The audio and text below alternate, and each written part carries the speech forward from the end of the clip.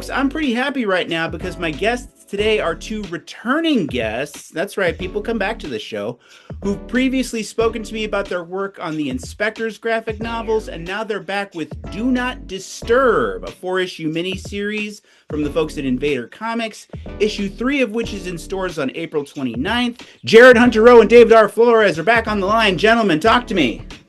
Hello, Rob. Thank you. Thank you for having us back. Great having us back, Rob. Thank you. Appreciate it.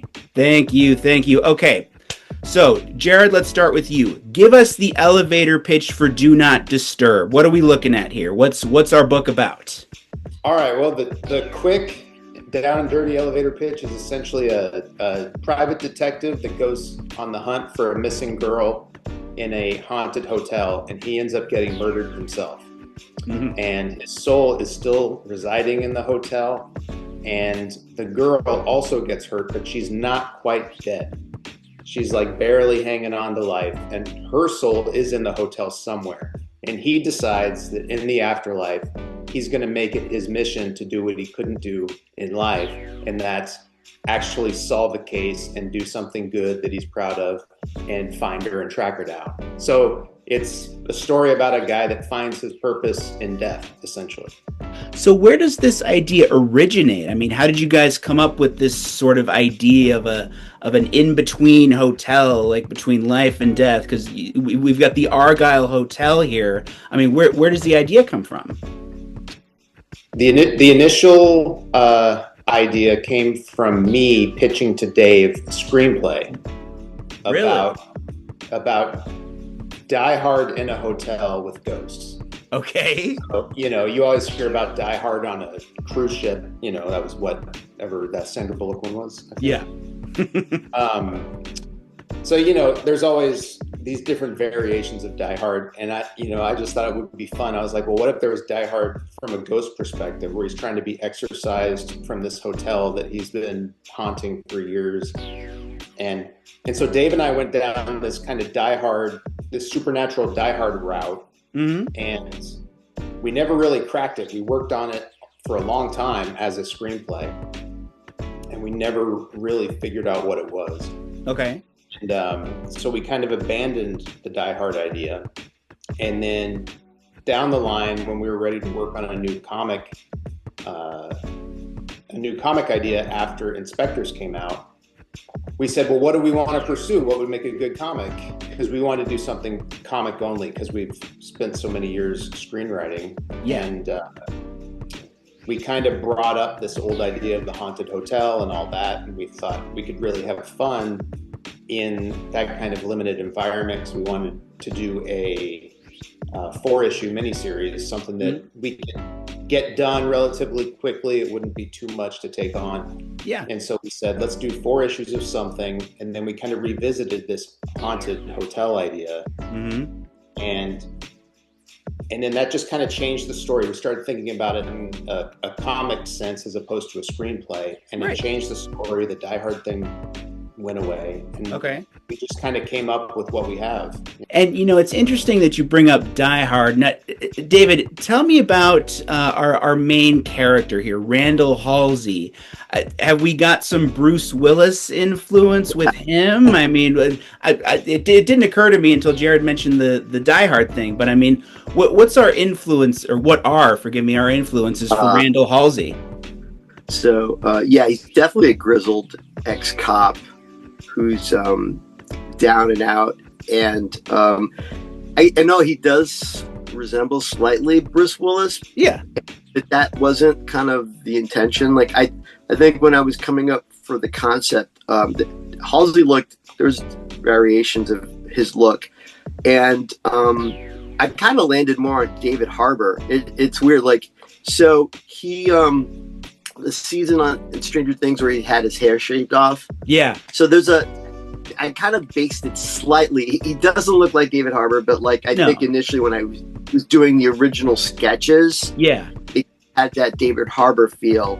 And then I just altered it a little bit more as I was drawing him further. So that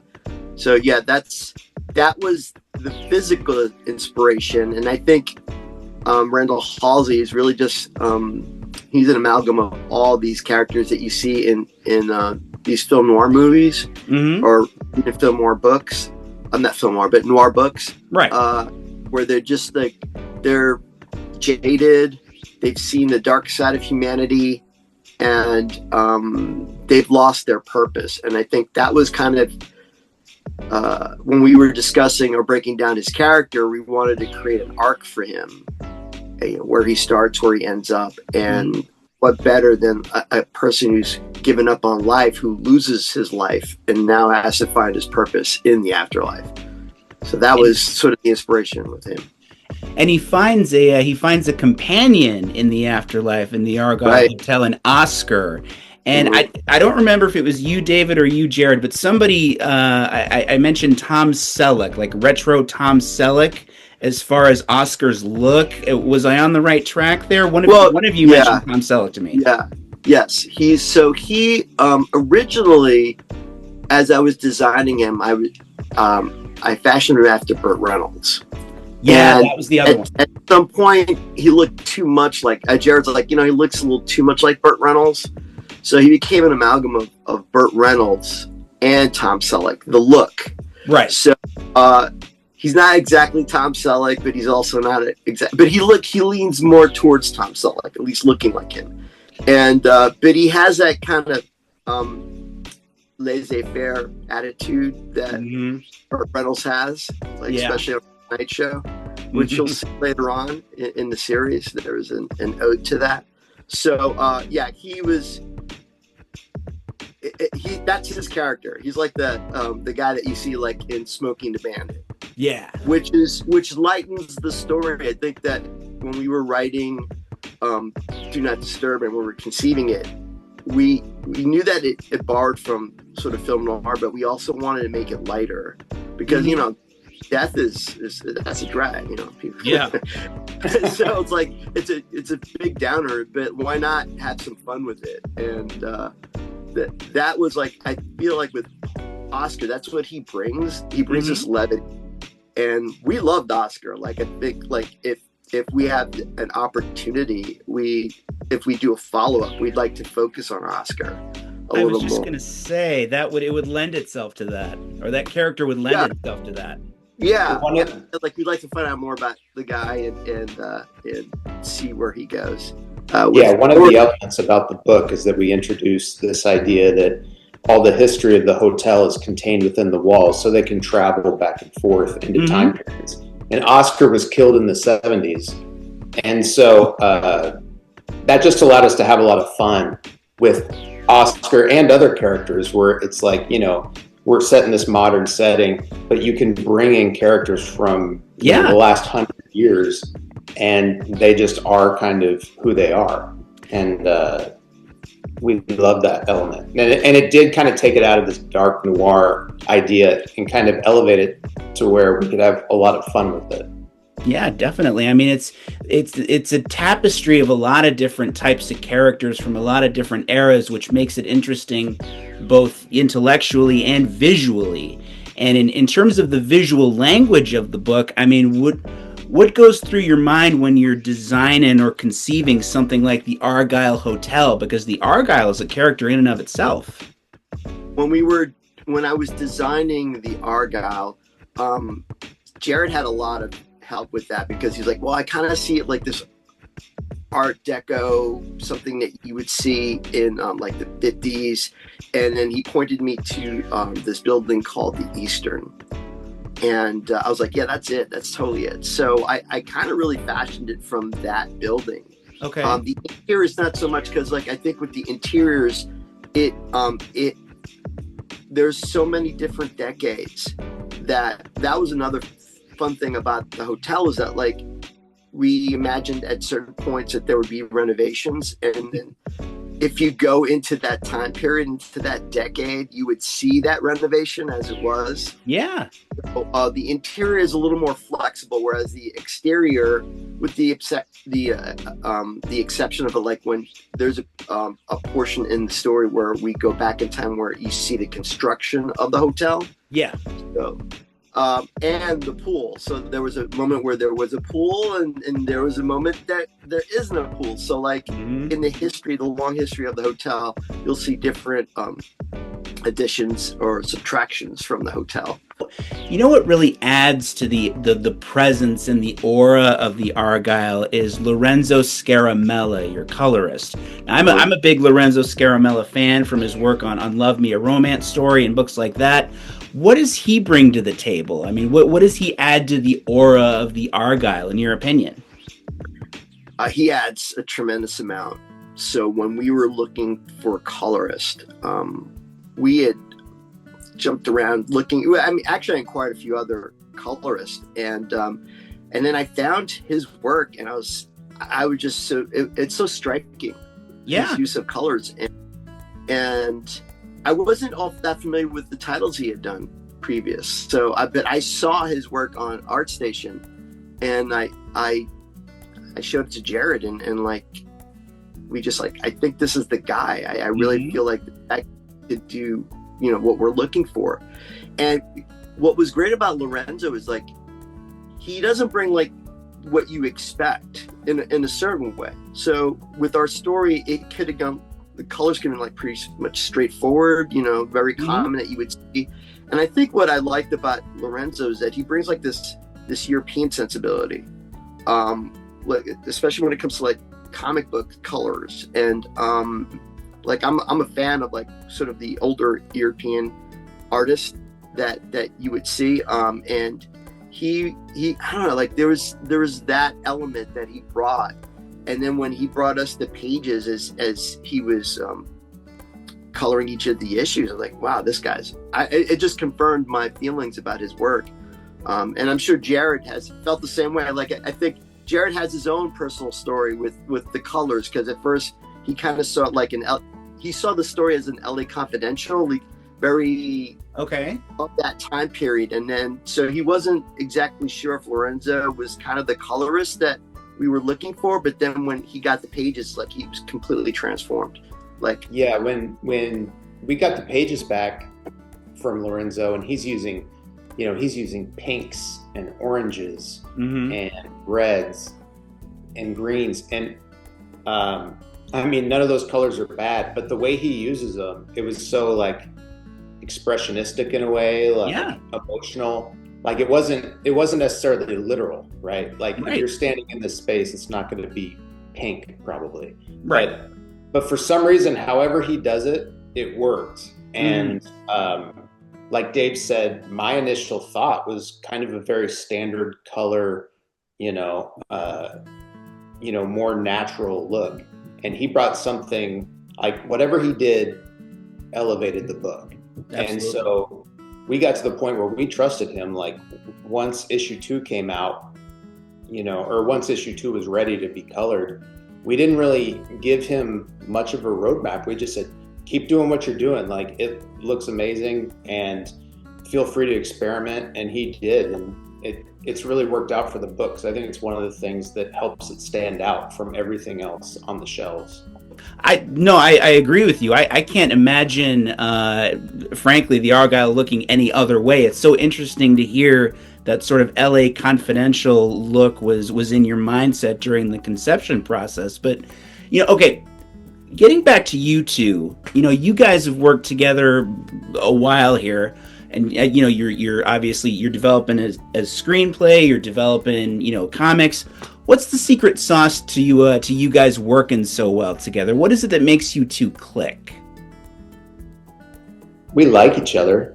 Well, there you go. I think part of it is just Dave and I are both willing to put our egos aside for the sake of whatever works best for the story. Like with Inspectors, when we did that together, that was really our first thing that we wrote. And I can't even tell you who wrote what in that screenplay. I can't tell you whose idea was this, whose idea was that. And I think it's because as we kept going, we would have so many conversations and go round and round and round about any particular story element that eventually it just became ours. Yeah. And we work well together because we like each other. We enjoy spending time even outside of writing together. Mm-hmm. And we respect each other's opinions about story because we've read separately each other's work, including Control Alt Delete, which is a novel based on a screenplay Dave wrote. Yep, we'll get to that in a moment. And then Dave's read, individual things I've written. So it's really respect. It's respect. We get along, and we just, we try not to have 100% complete ownership of anything we do together. We both recognize that it's a shared project. Yeah. And as long as you recognize that, you're willing to set your ego aside a little bit and listen to what the other person has to say. Yeah, I concur with that. Like with Jarod, I enjoyed talking. Like we're just really good friends. And for me, that's like the thing that really helped the creation part of the story, because I trust him. I know when we're working on the story, I think a lot of it's relying on each other. And a lot of times when you might think you have the best idea ever. Mm-hmm. And then when I run it by Jarod, unless I can tell, like if he responds well to it, because he's open to pretty much anything. Sometimes I come up with some crazy outlandish stuff, and like I don't even like, but I have to have a confidence that he's not just going to be like completely poo-poo it, right? Right. That going to be like, okay, explain this to me, okay, and I got to really sell it, right? Mm-hmm. And sometimes it lands, sometimes it doesn't, but sometimes we meet it in the middle. And sometimes in the middle, we distill it to a point where it's more palpable, right? And I think it's that. I think that's what we bring to the table as far as writing partners. We're a good balance. I think also because we have different tastes, but yet we have similar tastes that are crossover, right? So we can always find that nice happy medium, right? Because like I and Jarod and I have always talked about this, like, I'm more art house, which not really. I think as I get older, I'm getting a little more like, broad tentpole movie, Okay. And then like Jarod is more like popcorn movie, but Jarod has this crossover too. Like he likes some of the darker stuff as well. So that's when it comes to writing. It's hard and rare to find someone that you can write with that you trust, and I feel very fortunate to have found Jarod, and that we continue to work together, that we enjoy working together. And, we do have our own projects that we work on the side, but we always find time to work together because we have a common goal and we have common interest. And that's why it works. At least that's how I think he sees it working that way. It works for me that way as well. And have you guys got something percolating for the future? I mean, you mentioned if you have the chance to follow up on Do Not Disturb, have you got something percolating for down the road? Oh, for sure. Yeah. We're working on an adaptation of a screenplay that we'd written that is in the works. Production company is developing it. And I'm a good way. Let's just say that I'm got a lot of it done. Okay. There's still a lot to go, but then like there's that, and then we're working on another script idea that we just started, and so we always, there's not a lack of creative ideas that we could always work together on. So we're always moving forward with that, and we just love the comic book space. So we want to continue doing that and keep working in comic books. That's kind of like our focus, and screenwriting, but like our focus has been working in the comic space. Definitely. Well, you guys do great work in the comic space, but you mentioned projects individually on the side, David. What can you tell us about Control Alt Delete, Dr. Stundle's program to reboot your dangerous teen? This is a prose novel that you have written. Yes. That came out recently. Yeah, thank you for bringing it up. This is actually my first time actually talking about the book on a podcast. Okay. So it's based on a screenplay that I'd written quite some time ago, and it was really kind of the screenplay that started for me. I had been writing screenplays prior to that, and I was kind of learning the craft. But that was like the first screenplay that I won. I started winning awards. I actually won 2 awards and a place in the Nickel Fellowship. It made it to the quarterfinals. So, and I'd gotten an agent and a manager, and it was kind of going around Hollywood at the time with the possibility of it being made. Mm-hmm. And then, like a lot of scripts in the industry, it just petered out. And so I was talking to Jarod one day, and Jarod actually was really helpful. Like, we were at a diner, and he suggested, well, why don't you write it as a book? And I was like, you know what? Why don't I? Mm-hmm. And I think it was like maybe 5 years later, because I had other things going on. Screenwriting and stuff like that, and working on comic books. I got it done, and I was just like, you know what? I love it. I love the book because it opened it up so much more than the screenplay. Mm-hmm. Like a backstory of Dr. Stendhal and like his program, and it's about it's about a school program where they could predict who will be a criminal, right? And they try to prevent that from happening. And this Dr. Stendhal, he discovers this way to predict, like with this test. So he administers this test, and the students take it, and he's able to figure out what that crime, what kind of criminal this kid will be, and the crime that they will commit. And he's trying to prevent that. So he has a program to do that. Mm-hmm. And it's like a black comedy. It's has darker elements, but it's also very hopeful, and I think it really kind of touches on the power of forgiveness. Mm-hmm. And I hope that it's not lost on that. I think sometimes people think, it's like it's about a very dark subject, and there's dark elements to it, but I feel overall it has a positive message. And it was great. I loved writing it. And I was able to, I guess because I'm an illustrator and a designer, I designed the cover and that. Thank you for bringing it up. If you have, I hope people read it. It's on Amazon. It's on Barnes and Noble. It's available everywhere. Believe it or not, you just have to go and order it. When I wrote the book, it really does. I look back to my childhood and high school experience, and I know kids that were like the protagonist Eddie. Mm-hmm. That they were, they're good kids, but they did stuff that they shouldn't have done. Because you're at that age and you're trying to find out who you are. You're trying to find what your identity is, and a lot of times you're misguided. So I know those kind of kids, or I knew them, so I could relate. And I did, hang out with a few of them.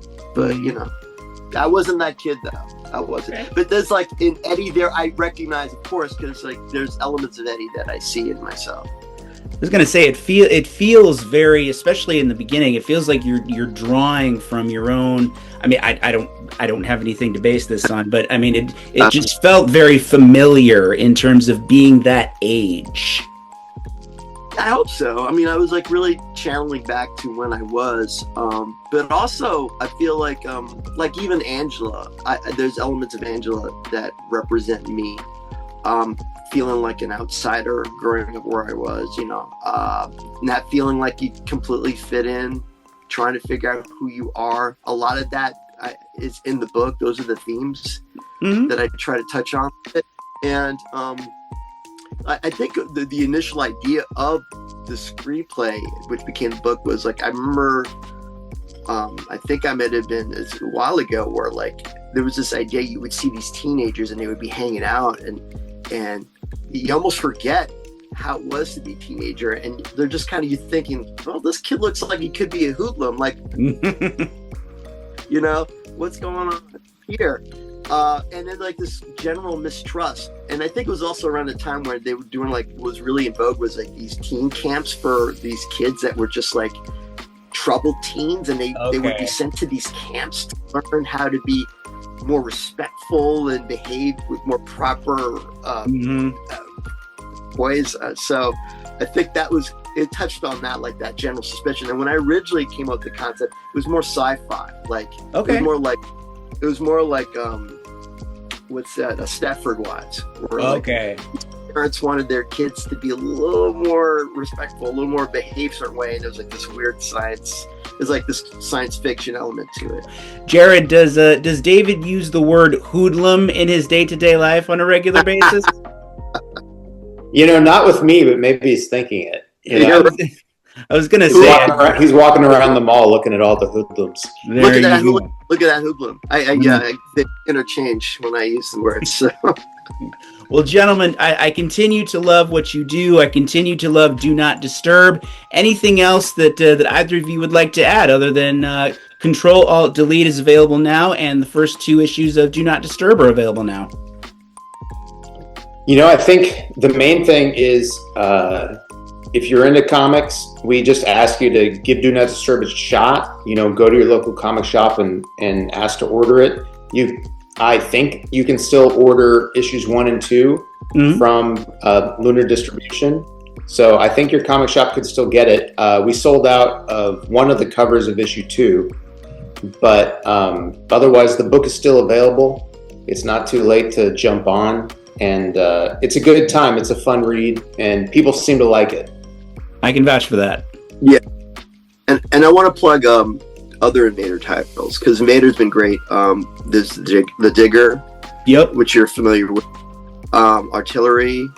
They've got Space Minotaur coming out, and a bunch of others. I think Devil in the Herd. Yep. And